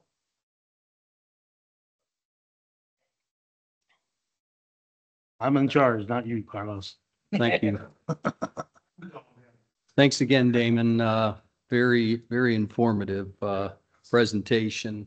Mike Rogers from Valley Springs. And, I'm with this loosely knit CCW advisory group. And just so we're clear, the advisory group is really, we work in partnership with the district. We Hold don't, on. we don't represent. We haven't authorized, I mean, I appreciate what you guys. We are don't doing, but represent, You guys, we don't represent any board member or any candidate. nor or are you anything like that. appointed by this board. You guys are We're that's right. self-determined. We're totally a citizens Let's group. just get That's that right. clear. That's right. So we're independent of the district and the board, et cetera. So I have some questions about, and in my hand here, maybe grab your pencil if you want to take some notes. This is your data supplied. This is an AWWA report. That's the water loss. This is the data for the Jenny Lind service area. And this data, this was an audited report for fiscal 22. So this would be before. You can expect that to change. And that's where I'm going. So in this document, this is data supplied by the district to the state of California. Okay. And in this, Jenny Lind service area represents about 3,800 service connections. And in this period of July 21 through June of 22, the Jenny Lind service area produced about 643 million gallons of water. So Jeff, they're reporting in gallons, by the way. They're not reporting in CHF. We would encourage the district to continue to report in gallons or million gallons units. We buy gasoline by the gallon, we buy milk by the gallon. And so I think most ratepayers understand what a gallon is. So this particular service area produced 643 million gallons of water and authorized consumption of 451 million. Water losses, apparent losses, equaled 11.2 million gallons, million gallons per year. Customer metering inaccuracies was equivalent to 8.5 million gallons per year. And systematic data handling errors is 1.1 million gallons per year. In total, the apparent losses were then 11.2 million gallons of apparent losses. So this investment that we're making, our hope is we're going to see a dramatic improvement in this. And this is only data that is made available that has been audited by the state. So I didn't pull anything that was an incomplete report or was not audited or there was stuff missing. And when you look at the data, it's got every water district in the state of California. So I'm able to go in and analyze similar service areas to see how we benchmark with other water districts. So in this particular report, it states that the apparent losses per connection per day is almost 8 gallons per day. So if we're going to try to achieve a 47 gallon per day consumption rate or less, we've got some real challenges on our hand if apparent losses are close to 8 gallons a day. So as we move forward, right, obviously, we hope to see improvement here. And we'll benchmark this data with how we're progressing as we move forward. So I have a couple of technical questions about the meters themselves. So a meter or measuring device is essentially an analog device, correct? And you have an A to D converter that converts that analog data to digital format. Is that? Yes. So it's an analog that's got an A to D converter. And so my question is, when I look at apparent losses and meter readings, can these meters be affected, their performance, by radio frequency interference or electromagnetic interference and corrupt the data potentially? Is that, or are, so, Say radio frequency, likely, right? say, but if we do see a tamper on meter, we get an alert. So, Okay, there is a tamper alert. so that's, Mike, go ahead and wrap up as soon as you can, because you're way over the time. Ask your questions and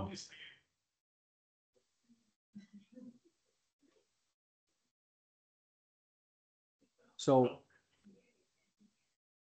I would assume in the technical documentation, then there's an FCC approval guideline that says they've tested these, same, they're factory calibrated at the factory. So when they're deployed, they hold their calibration for a certain period of time. 5 years. Like AWWA standards. Okay, and you'll be implementing some sort of a calibration monitoring program at some point? Well, like we just talked about, one of the challenges of being able to bring staff off to calibrate meters as that comes up. And so one of the things to note too, is when you look at the consumptive meter data on your water loss spreadsheet, each component of the spreadsheet has a score. And so when this spreadsheet was completed, when they asked you what your viability of your meters were, we got like a 2 or a 3. I don't even know what it was, but it wasn't a 10. So basically, the reliability of the meter read data, how reliable is that information? And it wasn't very reliable because we were implementing a whole new meter system. it basically just prove the reason that we went about this It program. really did. It really did. And we had to extrapolate a lot of information and basically work off percentages in order to. But Michael, your time's up, buddy. So, yeah, so I looked Finish at up. the data compared to Ebbets, and I just want to comment that Ebbets has performed much better than what we've seen at Jenny Lind. But just in conclusion, non-revenue water as percent of volume water supplied at Jenny Lind was 31%. So we'll be. Well, and one of the highlights too is capital projects that Michael talked about earlier. A to B, right in your backyard right now. Yep. It's gonna really help that as well. Yeah, all those projects are good. Thank you very much. Thank you. Yeah, the investment that we've made in the Evans Pass over the last decade has been significant. Probably in today's dollars is way above the $10 million that we're spending in Rancho Calaveras today. But it's basically should result the same. Yeah. Carlos. Know that if there's an electronic impulse from a nuclear bomb, that your meters will still be working. Well, he said that. What was I gonna say? I've never been a big fan of efficiencies with CCWD, but this has saved me a tremendous amount of money. I used to have I have a dam. In fact, the state of California just sent me the water board just sent me my reporting that I have to do.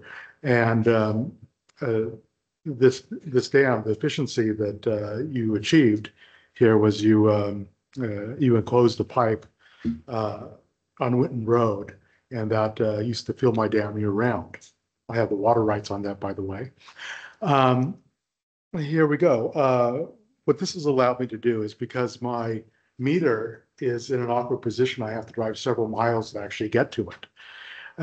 It has allowed me to not do that and monitor leaks. So what I'll do is I'll call it in and say, what is it reading right now? This is mostly random, and then I'll go out and I'll just look for leaks and fix those leaks, and then call it in again and say, what's it now? And I'll go do this on a regular basis throughout the year, because it's a little bit of a complex system and it goes everywhere. So this has been a tremendous benefit to people like me that have a little more complex systems. I don't have any questions regarding this. I stuck around because I wanted to be polite to Damon because he's such a great guy and he's doing some stuff for me. And I'm going to get going now. All right, thank you. Bye, Carlos. Thank you. Any other public comment? Francisco? Francisco de la Cruz. One of the reasons that I made such a big stink about my customer portal not working is because of the value that it does bring to the ratepayer. One of the reasons I brought those along is because it helped me identify I had a leak. When I had hourly data, my columns were this tall. When I had daily data, it disappeared. So it took me to find that the casings around those filters had sprung a leak. And I was sitting there spritzing all day long, but all it amounted to was a little tiny amount, and it would only show on the hourly data. Now, my concern is nobody called me to tell me it wasn't reporting. Nobody told me that it was no longer sending any data. I set alerts, and they worked for a while. They came every morning at 10:04, then they stopped. So I looked, it stopped reporting. So whatever problems we're having, it not only affects what you guys can do, it affects what we can do. So how are we going to fix that so there's a better notification of those of us that take the tool seriously so that we can rely on it the way it's supposed to be relied on? That's my question. Another question for you is, you have $1 million grant. Have you done, or you probably have, the RF frequency propagation maps? You've got those? Do we have areas that are more prone to radio loss or what have you?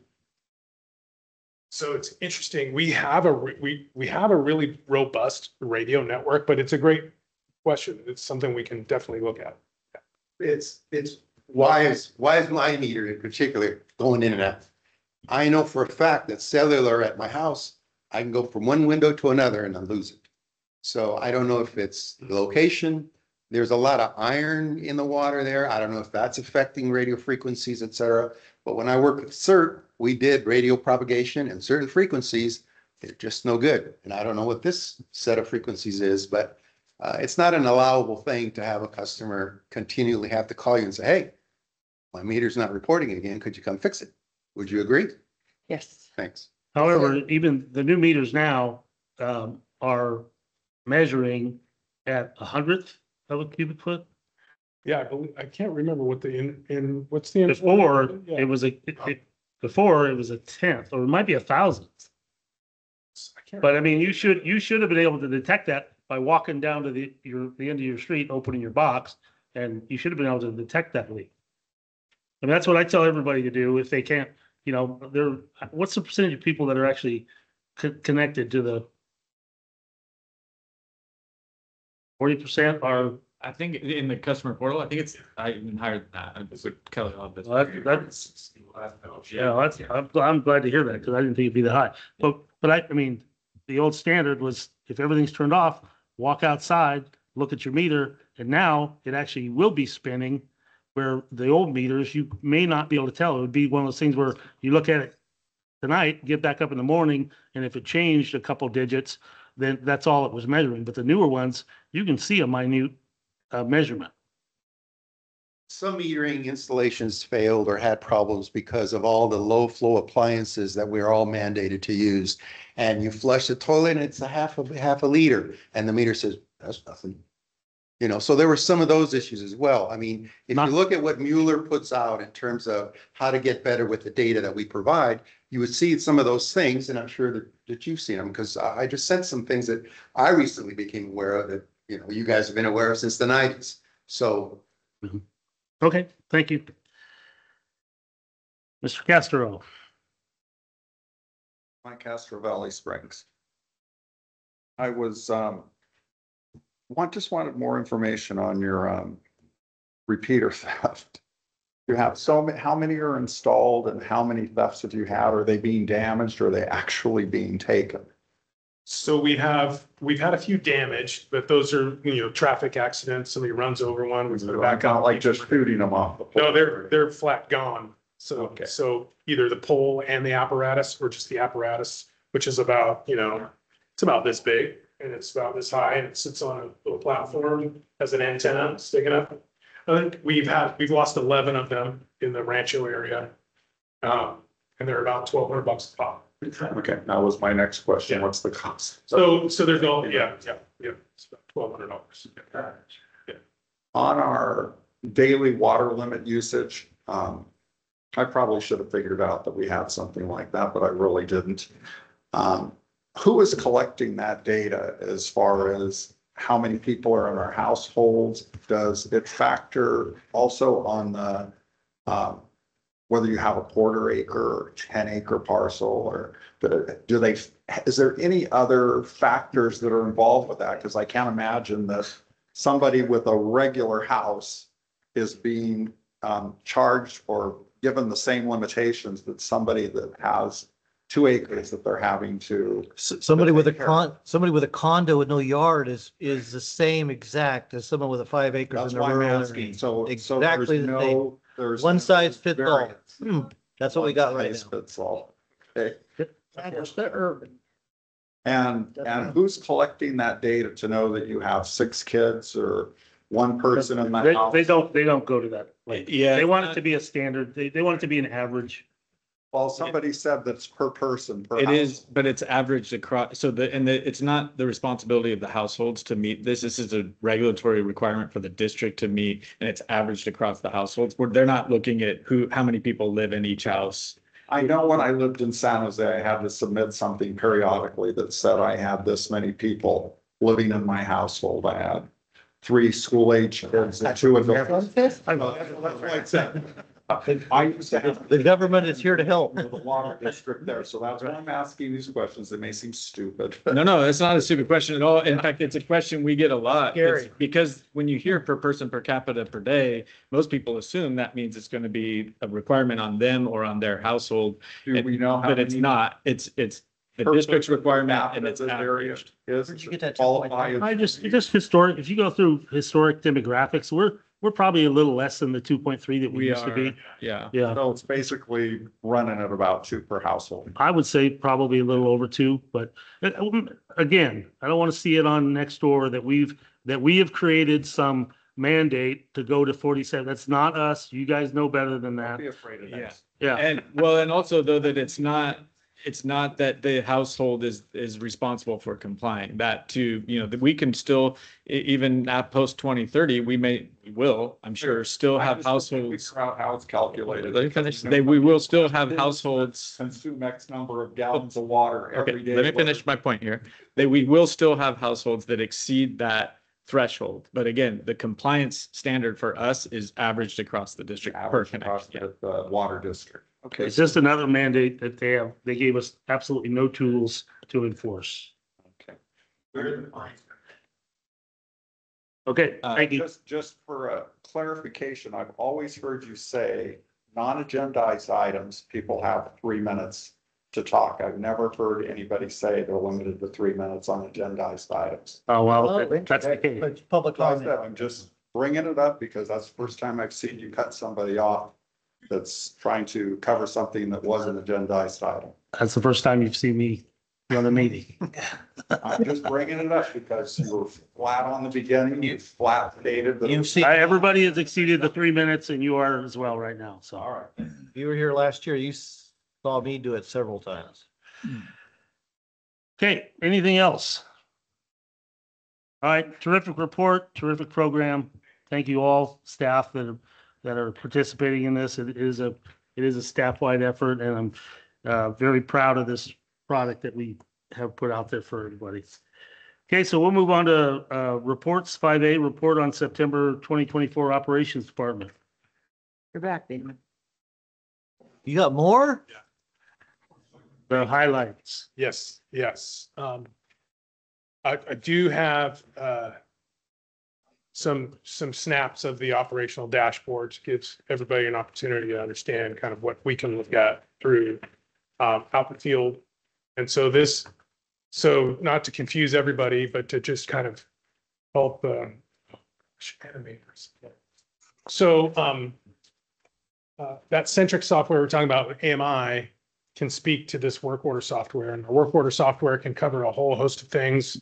It can be mechanics replacing radiators on generators to leak repairs for customers. So our customer service laterals. So this is basically the snapshot of the operational dashboard for September. Active service requests, meaning service requests that are still open and not closed. Open work orders. So we tend to kind of separate service requests from work orders. Service requests come from customer service, generally involve a customer or a phone call or something that happens through the customer service department. And then work orders generally come from other departments within operations. So treatment operator could issue a work order to an electrician to repair an item. So this is kind of right out of the gate. This one right here is check for leak. So this is service requests above and beyond anything else. What we get are check for leaks. And you have other parameters in here: check meter function, check pressure, connect water, meter swap, miscellaneous, occupant change, reread, what have you. So check for leak is right up there at the top. And then here we are with a service request by category over the year. And we're still at check for leak, 388 check for leaks. And here we are jumping into, this is leak check by month. As you can imagine, August and September, you can see they just, leak checks kept increasing over month. And as the wet season comes, obviously leak checks will drop off because folks won't notice leaks as much. All right, moving into open or work orders this year by crew. So you have from left to right, you have your administrative crew. That would be the ops managers. And then you have collections. So anything involving a wastewater pipe. And then you have construction. And you move all the way through all the different disciplines. And then way over here on the right, the kind of almost to the end, the very large one is our mechanical crew. So they have a ton of O&M, PM work orders, preventative maintenance associated, bless you, with generators. And then we are diving into work orders this month by crew, and the mechanics on the right dramatically exceed the rest. And so a lot of our preventative maintenance work can be documented. The accountability of our staff out in the field can be documented when it comes from preventative maintenance work orders, and illustrates that the work our folks do. Here's work orders by type. So you go from cost to serve, which is, hey, I want to put a meter in the ground here. How much is it going to cost me? Or, hey, I want to do this project. How much do you think it's going to cost? All the way down to troubleshoot. And right there in the middle are preventative maintenance work orders associated with your discipline. So depending on which shop you work in, you could have a whole host of preventative maintenance work orders that you work to complete. These are underground service alerts. We'll talk about it. It ties in a little bit to water quality, but PG&E and all those that their subcontractors, as you all know, have been doing a lot of work associated with undergrounding the electrical grid, and underground service alerts are just, they've been coming through for the past, I would say, several years now, and just really in a phenomenal volumes. So we have USAs within the thousands on Ibbott's Pass, 1,200 USAs. And this is the tally for USA tickets for the last year. And this is a heat map. So what these are is they kind of give you an at a glance look at where our repairs are. These are associated with service requests. So service requests, like I said, are customer-based issues. So you can see that you start to get to yellow and white right there in the middle of Rancho. And then we're going through the different service areas. Here's copper. And then what is this one? Okay, let me see. Sheep Ranch. Yeah. Oh, yeah. So these are new service requests? So this is a heat map of all existing and all previous. So this gives you an idea. So what we use this for is gives us an ability to understand where our areas are starting to fail more greatly than in other areas. And we can. So this is does nothing to do with new service. This is all service requests. So this could be check for leak. This could be check pressure. This could be repair. This could be check meter function. Okay. Yep. All tallied up. Yep. And so this is just breaking up the different parts of the service area. And now we dive into work efforts. And so we got to start off, I have to acknowledge that Jenny Lynn distribution crew not only did, well, I guess did it kick off in September? I'm a little late. Yeah, it kicked off in October. But right before it kicked off, we fixed 50 plus service lateral leaks while we have a crew replacing service laterals. So that work is going to continue. And here we are. This is a full service line replacement on Antonovich down a Rancho. You know, you guys have seen this before. Connect the flare to the main, run a piece of what we call tough tube to the meter box. This is a 2-inch valve replacement on Davidson Court. So you can see a dresser coupling, and you can see that tap saddle is basically corroded almost to nothing. So our folks got in there and replaced that 2-inch valve and the tap saddle, and we're back in business. This is an 8-inch main break. So this is what an 8-inch line break can look like if you drive by. And this is a flare fitting at the main. So you can see that water blowing off right there, the service line to nowhere. So the service was tapped, and there might be a meter box sitting empty on the lot, but there's been no service line ran and no meter box set. And so sometimes these, oftentimes they can be the source of the line break. And this is the case here. And this is illustrates the repair that was made on that AC main and the temporary patch on the asphalt patch in the image on the right. And here's another service line replacement in Rancho Milton Road. You guys are just getting after it. And then the temporary asphalt backfill on the right compaction. And so here's West Point, more of the same service line repair. We had one distribution crew member up on West Point and a treatment operator, and they work really well together. They do a lot of good work together. So here you can see a service line repair image on the right, kind of hard to see, water blowing out of that poly tube and repair on the right. This is what a manifold service, like I was telling you all about. You got 2 meters coming from one service line from the main. This one dug its own hole, so that's pretty nice. You just walk up and slowly shut the water off and put a repair clamp on it, and you're the hero and you walk away. So great work for our folks there. So water quality. The undergrounding completed by PG&E and their subcontractors create a whole host of issues for us when it comes to water quality in West Point, because a lot of sediment that would be settled on the bottom of a water main came into solution and entered people's homes. So CCWD staff spent a lot of time in West Point working to flush that system in September. So we actually got to tip my cap to Will Harris, who's a representative for PG&E. We put the bulletin out to him, and he went to all these yards where these subs are reporting in the morning and let their foreman know that if you have a water buffalo and you're going to pull water, you actually need to get a construction meter from the water purveyor. And you can't just rip a hydrant and shut it off and expect everything to be normal. And so that was really helpful for all of us and minimized the impact the rest of the month for our staff over in West Point. So hats off to Will Harris. Thanks for doing that, because this takes a lot of time. And not that it's not a valiant work effort, but if you don't have to do it and you have other work to do and that jumps right in your way, it can be really tough. And so service line repaired. Now we're up into Ebbets Pass, up in Arnold. These guys, this was the accuracy month for the Ebbets Pass distribution crew. So oftentimes you don't necessarily know where the repair has to be made on the service line, and you need to use a listening device to pinpoint to exactly where you might want to dig. And if you're dealing with asphalt, you want to minimize the impact of the asphalt as much as possible. So these guys found that spot, made that cut, and there was the repair. So hats off to them, pretty accurate. And this is Azalea Court, another service line repair. So this is something that we've talked about in the past. But the image on the left, this is the underground service alert. Red is power, orange or yellow is telecom, and you can see the white is the USA. So you can see that pickup tube on the VACCON over there with the light blue cover. So it's non-conductive. And this service line repair is under a bunch of underground electricals. So if you look at this image, the water line is at the bottom of that trench, and all of those are electrical conduit. And so this is from a safety perspective.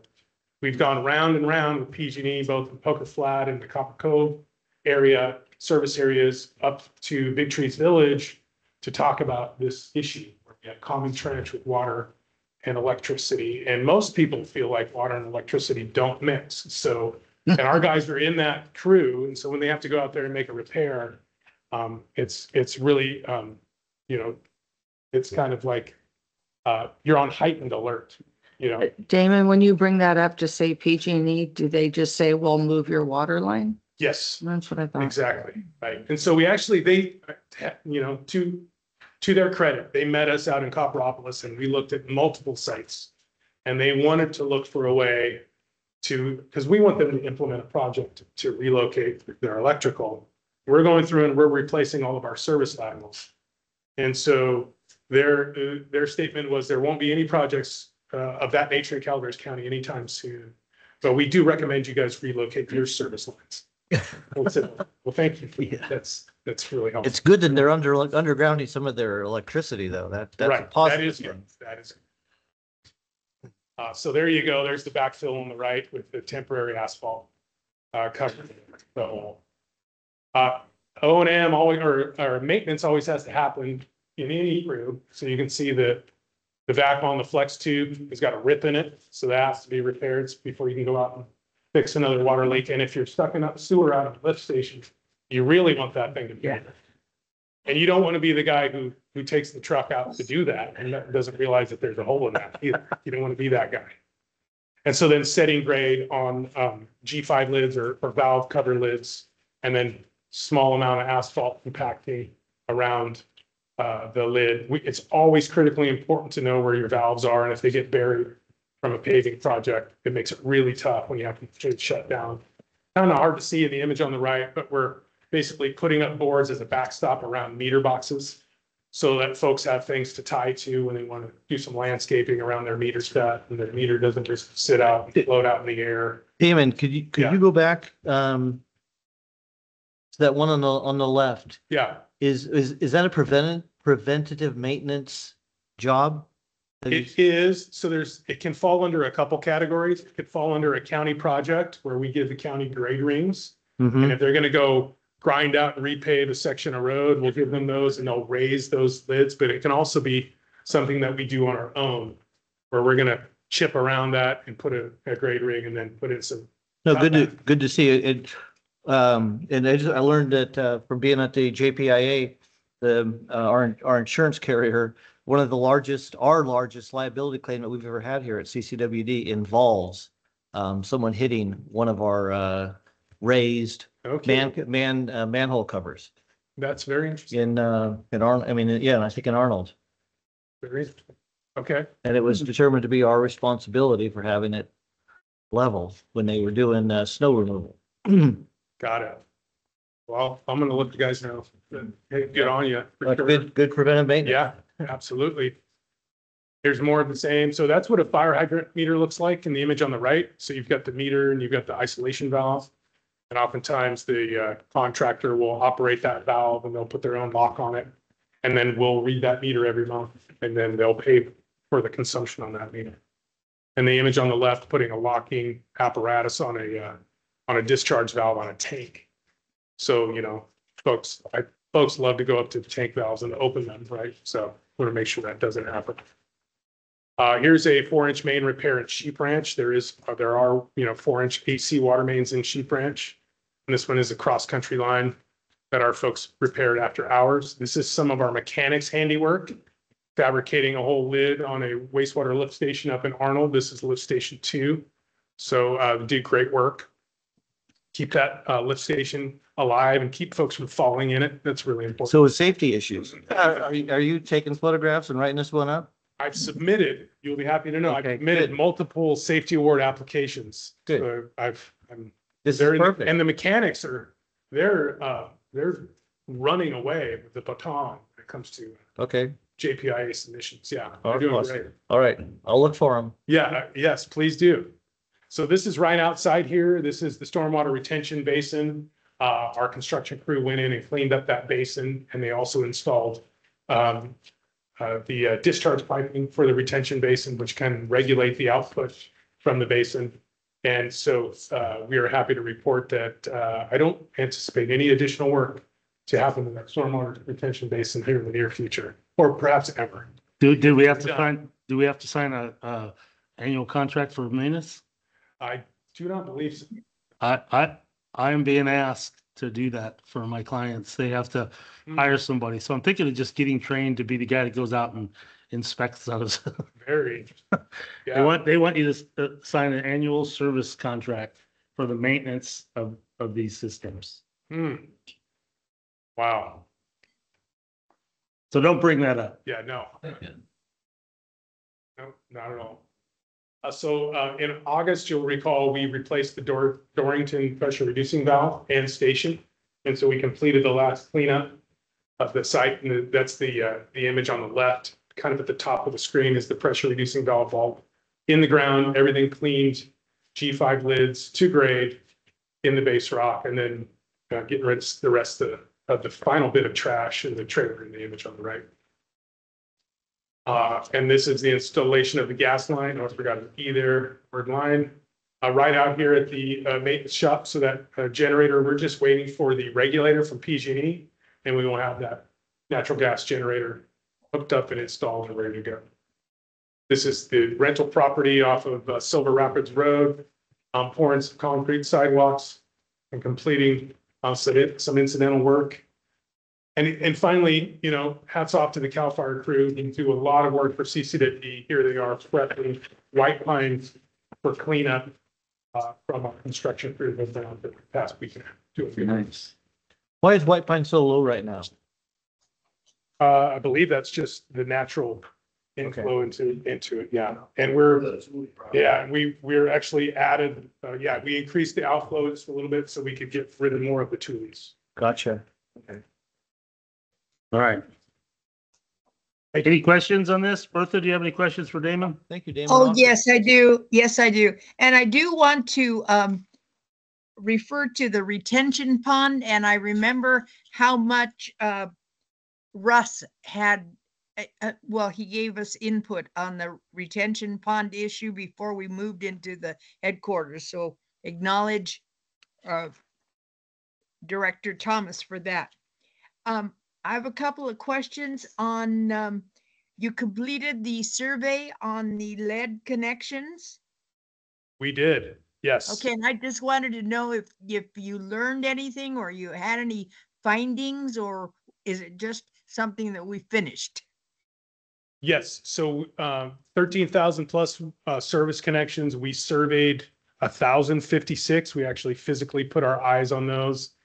And we did not find any services that were galvanized in need of replacement. So the way the EPA has graded service laterals is it can be plastic, it can be galvanized or other metals, or it can be galvanized in need of replacement, meaning that you suspect that somewhere tied in on either the municipal side or the customer side, there's lead.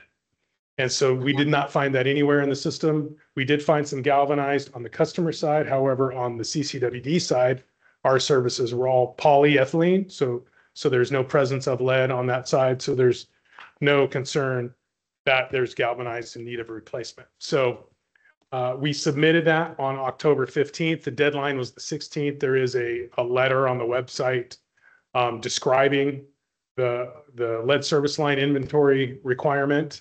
And there's my email and my phone number on there. If you want to talk about the service line inventory in detail, we can dive in. We completed the process through our work order system. So the WebSoft developers who owns Mobile MMS, which is our work order system, essentially randomly generated these 1,056 addresses.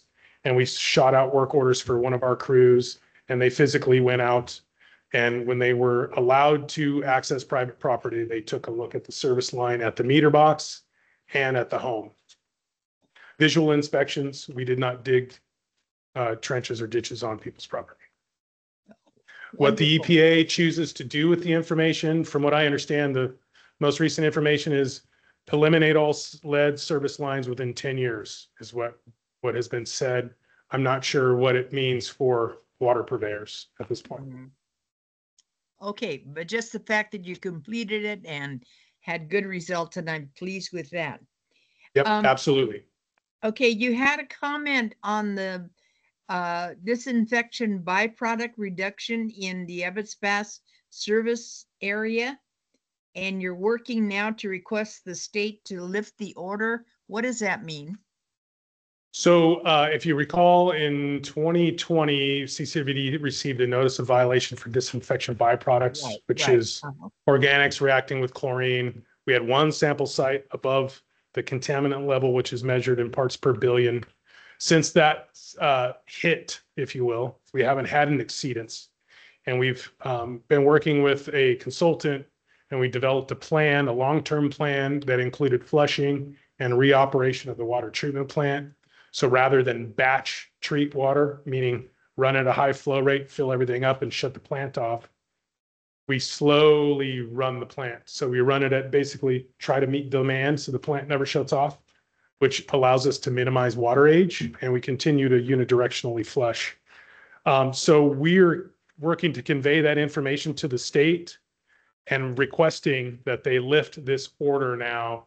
The state was looking for a report from the consulting firm that we were working with. However, we felt the consulting firm wasn't giving us the information that we wanted. So they're no longer working with us. And so we're doing that work internally. Remind me where that hit came from?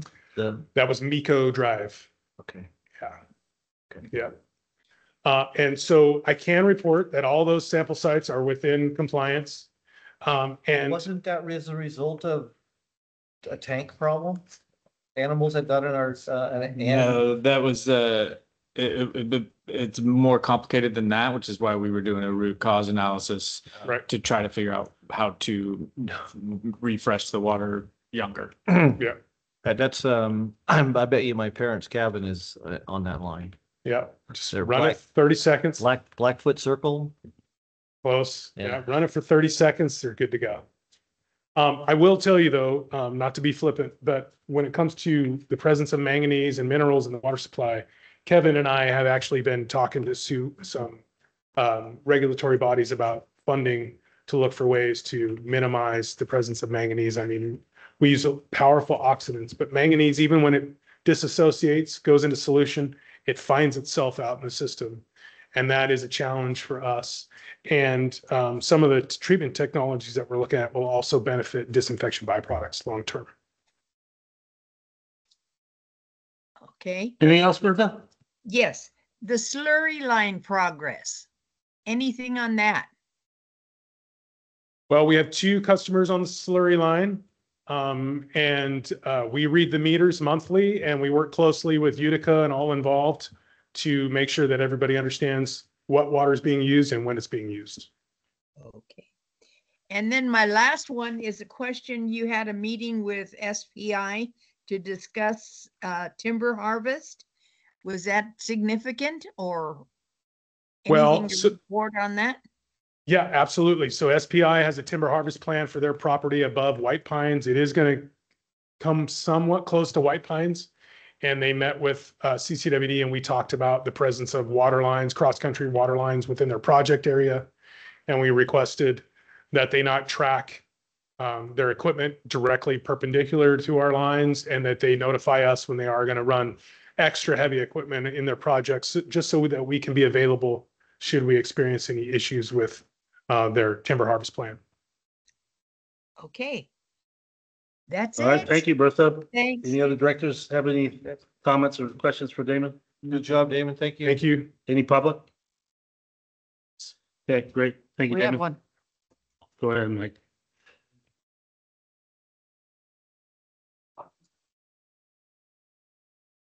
Do they provide what I'm gonna call semi-treated water to the golf course?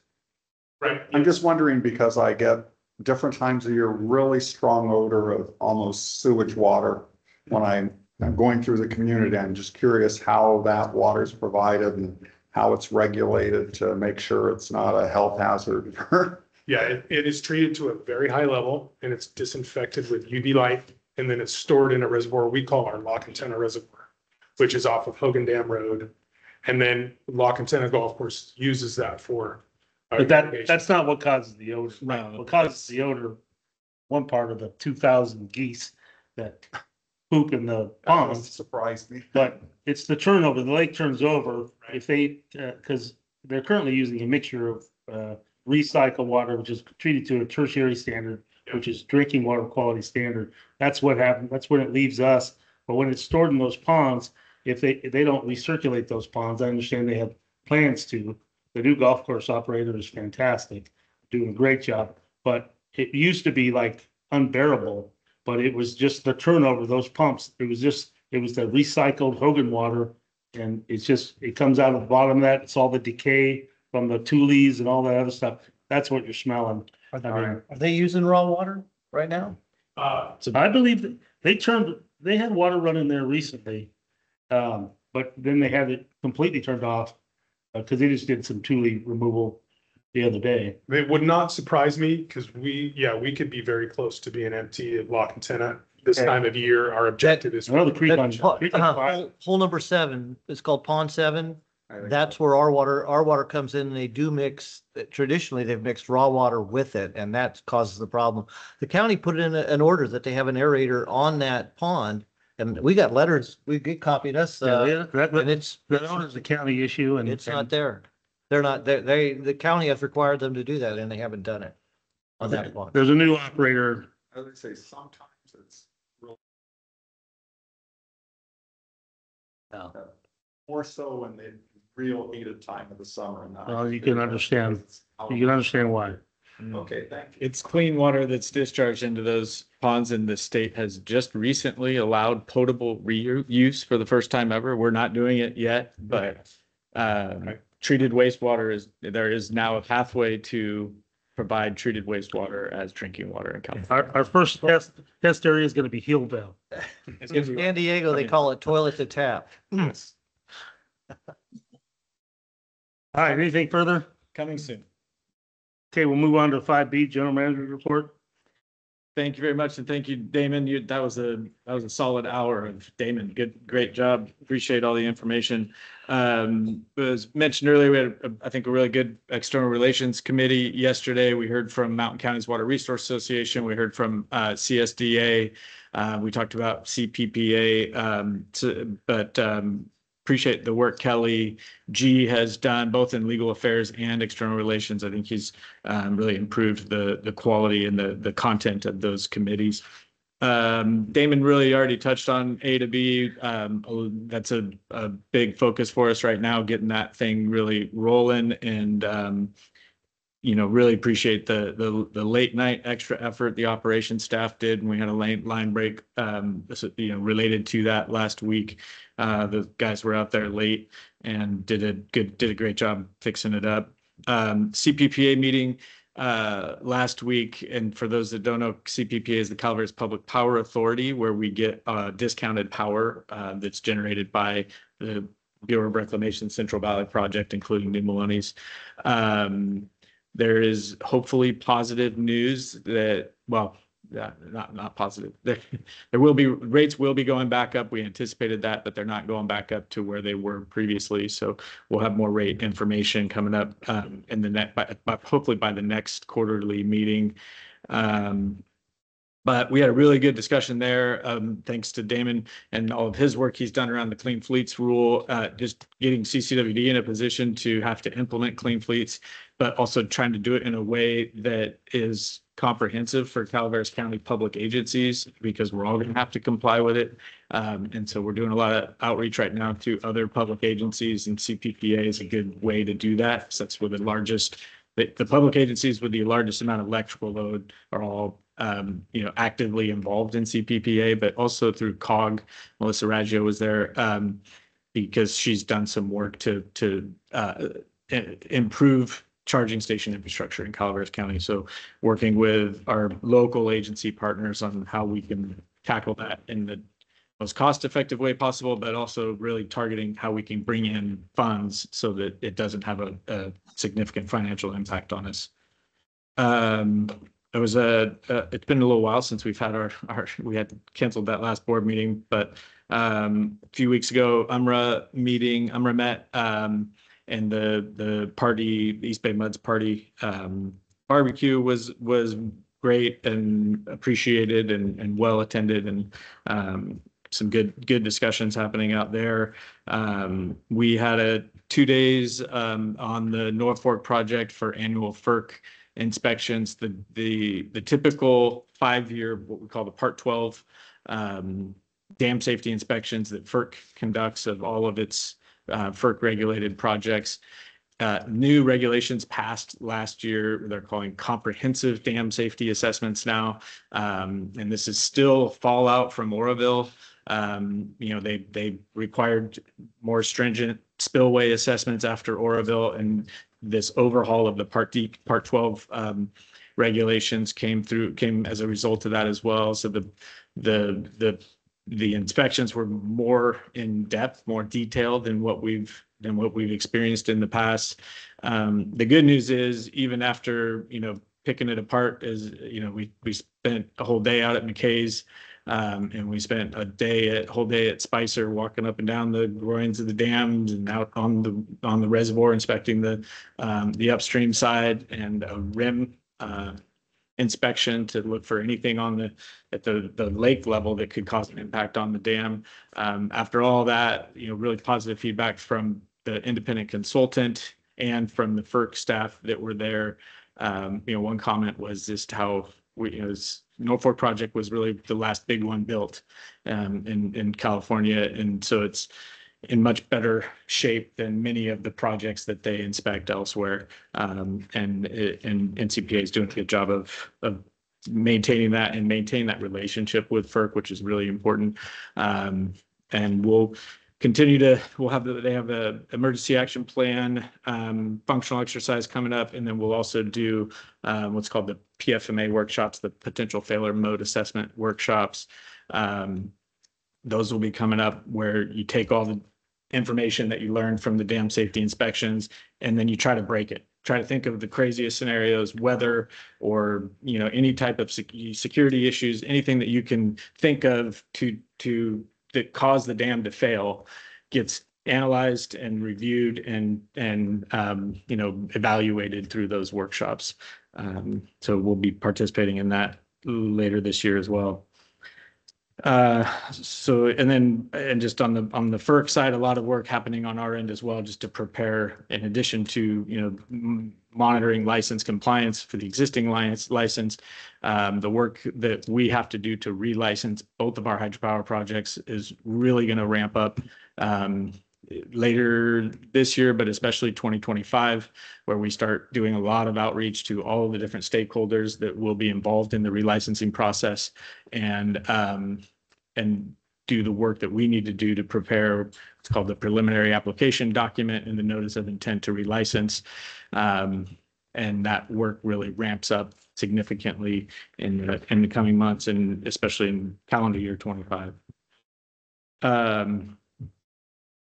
The Mountain Counties Water Resources Association brought an assembly member up here and facilitated a legislative tour. Damon was a presenter during that legislative tour as well. And Mountain Counties Water Resources Association Board President Scott Ratterman was also a big part of that. So thank you for helping facilitate that. Just UPUD and Utica were also involved in hosting that event and facilitating that dialogue. Unfortunately, it was the same day as the FERC inspection, so I wasn't able to be there. But I've heard a lot of positive reviews and some follow-up meetings that are going to come out of that. We also there's an interim city manager for the City of Angels Camp. We took on a brief tour just to see some of the Norfolk facilities that are, provide their water supply. And then later that day, we had a meeting among Utica directors, UPUD directors, the public at large member for Utica, and two of CCWD's directors, which I think was a really positive meeting, really productive discussion. And hopefully we'll keep that going, since Utica's projects are going through relicensing as well. There's a lot at stake for Calaveras County in the relicensing of all of our hydro projects at the same time, and East Bay MUDs, coincidentally. And it's just going to, I think, be imperative that we maintain close relationships among the local agencies. So we're working collaboratively with each other as we navigate those regulatory processes. It's going to be hard enough as it is, and so we just need to make sure we're on the same page and we're fostering some strong relationships there. Tyler implementation, if you have any spare best wishes, send them to the admin services staff right now. They're working extra time and dealing with a lot right now. And so we just ask for folks' patience. You may not hear as much from Jeff or from Kelly Richards over the next few weeks because they are nose to the grindstone right now. As I said, today is the last day we will be utilizing Springbrook. We're in the process of transitioning that core financial module over to Tyler, and it's a really critical stage in the implementation process. And we shift to HR and payroll modules. So just really excited for the end product, and we're still on target for the end of this calendar year, having all of that most of it finally implemented. There'll be a few smaller modules we'll still be dialing in early next year. But the light is there at the end of the tunnel where we finally will have an opportunity to optimize all of this. But just really appreciate the extra work that they're doing up front. Speaking of golf course ponds turning over, we also deliver tertiary treated water to the Forest Meadows Golf Course. And that has historically at times had odor issues as well. There are homes right adjacent to that pond, and so it becomes an issue. But like in La Contenta, really want to give credit both to our operations staff who have been working really closely with the golf course, new golf course owners. We've provided some assistance to help them address the issue, and they're much more responsive than what we've experienced in the past. And so we're really pleased at them making some investments and taking some proactive steps of new aeration system, and really, I think, helping to mitigate that issue so we won't have as significant. There's probably always going to be some element as we turn to fall, those ponds turn over. And so there's, I don't know that there's ever a way to address it or eliminate it 100%. But I think it's going to be a whole lot better going forward. And the engagement with the community members out there, I think is, a lot better than it was back in, 2020 when we experienced some pretty significant issues out there. So kudos to Damon and Jesse and Ron Rose and the treatment plant operators who have been really working closely with the golf course operations staff and the community out there. We're still experiencing some employee turnover. It's just an issue that doesn't go away. So we've had another retirement that I hope, at the next board meeting, we'll have an opportunity to recognize the most recent retiree, phenomenal employee, spent 25 years here. And we want to make sure we acknowledge and recognize his really, really phenomenal career here. I hope you're not talking about me. No, but the timelines are similar, actually. Yeah. And so we have a couple of different vacancies that are posted right now. We're continue to do more recruiting, trying to, it's a challenge to attract the really talented folks that we need to make sure we maintain operations the way that our customers expect. And so a lot of work in the HR department to conduct those recruitments right now. That's all I have. Thank you. Francisco. Yeah. Go ahead, Francisco. Do you have an HR succession plan? People are online, especially Bertha's online today. I've been reading up on just how difficult it is to get folks hired in this particular industry. And one of the things that I had responsibility for as HR VP was to have a succession plan. Do you have a succession plan for your mission critical employees, even those that are out there with the ditches and the witches and all of that stuff? We've gone back and forth on that. At one point we were working on a more comprehensive succession plan. We found that to not be the best use of our time because of the unique circumstances that arise. And sometimes you come up with a plan and then you get notices of retirement or other departures that were unanticipated. And the plan you spent all that time in is obsolete all of a sudden. So we really we encourage our employees, especially with retirements, to the extent they can, give us as much notice as possible. We built in some incentives for that and during our last contract negotiations to try to incentivize folks to give us more notice so that we can, especially, when it comes to those long-term employees, whether they're management staff or in the field, it's a big impact on our operations. And so the more time we have to prepare for that and evaluate whether we need to restructure, because that's always something we try to consider anytime there's turnover. We don't just automatically refill the position in the way that it was before. We'll always pause and evaluate whether that's the best use of those resources. In a lot of cases it is, but not always. And so we'll always try to reevaluate, is there a better way to direct those resources or not? But I think the way that it's evolved, we tend to do it on a kind of a per department or even break it down below the department level, within each crew, trying to anticipate when when the turnover will occur to the extent we can, and then develop a plan from there. Anything else? Any other public regarding the general manager's report?